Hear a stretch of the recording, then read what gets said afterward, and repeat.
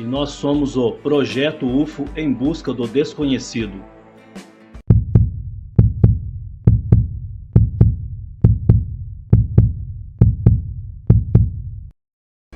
No ano de 1980, foi encontrado morto de forma inexplicável um mineiro polonês, gerando inúmeras teorias conspiratórias. Zygmunt Adamski era um mineiro polonês de 56 anos, nascido em agosto de 1923, emigrou para a Inglaterra quando tinha 22 anos de idade, em 1945, e vivia uma vida pacata, praticamente bucólica, na pequena cidade de Tingley, a sudeste de Leeds, passando a trabalhar na Lofthouse Colliery, uma mina de carvão local, e apesar de seus poucos recursos, era feliz. Devido a não aguentar mais as longas e pesadas jornadas de trabalho e por ter desenvolvido bronquite devido ao hábito do tabagismo e dos esporos do carvão da mina, em 1980, Zygmunt entrou com um pedido de aposentadoria para poder cuidar melhor de sua saúde e de sua esposa, que havia desenvolvido esclerose múltipla, estando confinada a uma cadeira de rodas. Mas sua solicitação a princípio teria sido negada.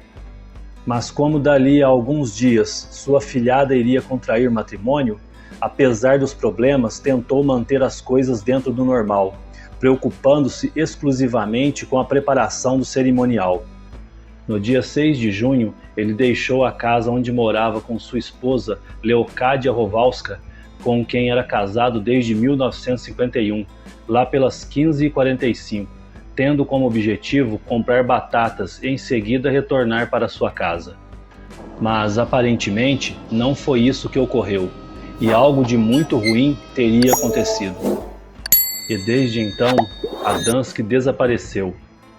Preocupada com o sumiço do marido, ao anoitecer a esposa de Adamski informou o desaparecimento do mesmo à polícia, que imediatamente iniciaram as buscas por toda a região.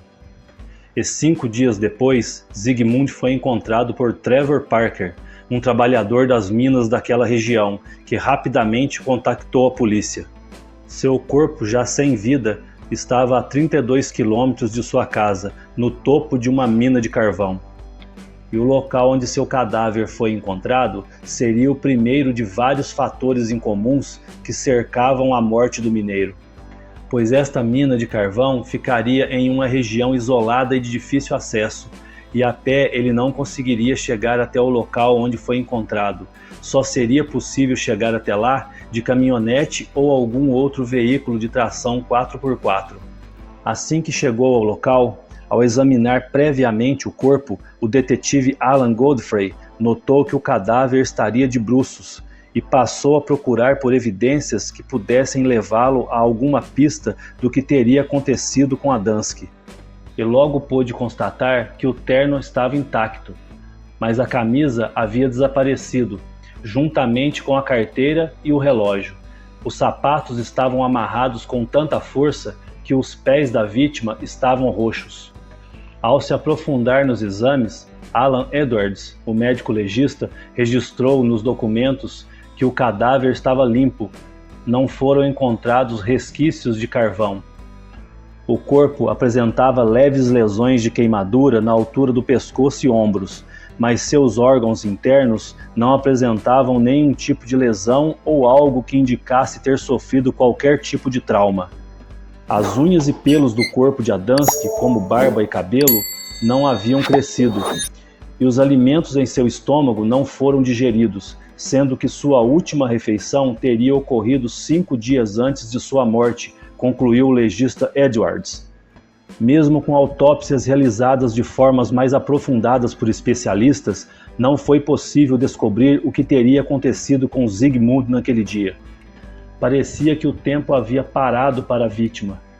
Era como se o tempo não tivesse passado para a vítima.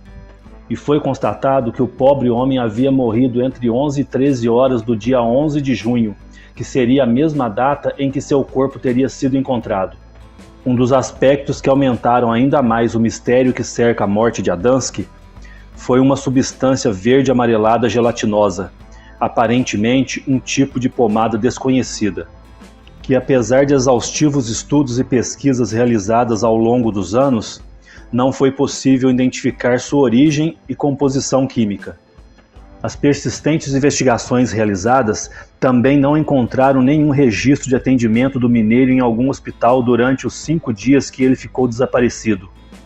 E então surgiram as perguntas: de onde teria vindo esta pomada desconhecida e quem teria a aplicado em Zygmunt? Perguntas que, juntamente com muitas outras, ficaram sem respostas até os dias de hoje. Primeiramente, como ele teria ido parar em Todmorden? O que teria causado as queimaduras? Para onde foram a camisa e o relógio que Zygmunt usava ao sair de sua casa? A posição que seu corpo foi encontrado em cima do monte de carvão era extremamente estranha, voltado para cima, sugerindo que ele teria sido jogado ou caído de algum lugar vindo do alto, mas não existia nada por perto de onde ele pudesse ter caído ou mesmo ter sido jogado por sobre o carvão. E como seu corpo estaria limpo, sem qualquer resquício de carvão, conforme foi relatado pelo legista? Outro detalhe intrigante neste caso seria o tempo perdido.